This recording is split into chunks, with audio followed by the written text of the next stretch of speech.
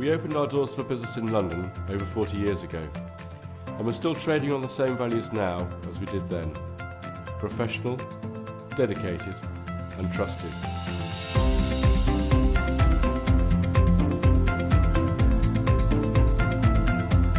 We are the MECO Group.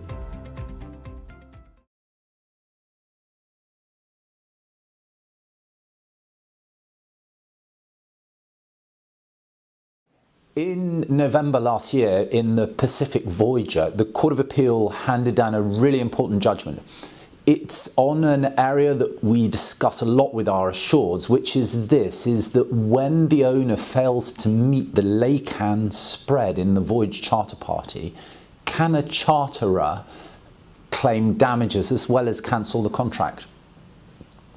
The Pacific Voyager is particularly interesting because in this case there was no expected ready to load provision and there was no ETA giving a timing requirement for arrival at the load port, and so the court was left to consider where there is an obligation to proceed with utmost dispatch to the load port, but there isn't that crucial timing component as to expected ready to load or ETA.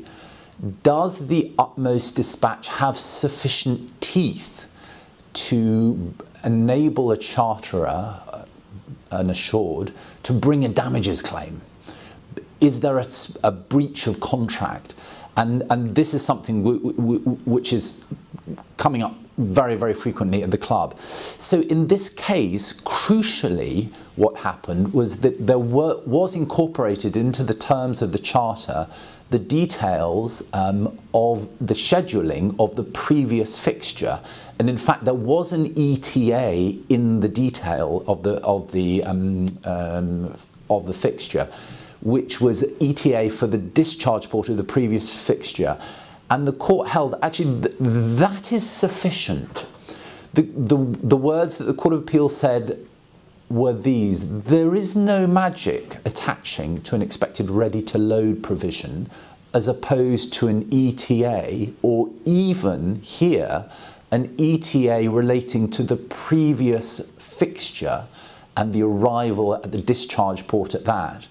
If there is that scheduling encompassed, incorporated into the charter, that will provide sufficient framework to enable the utmost dispatch obligation to have teeth and bring a potential damages claim to a charterer who then contends that an owner is not able to meet the lay-can spread because they don't set sail in sufficient time to enable them to arrive at the load port.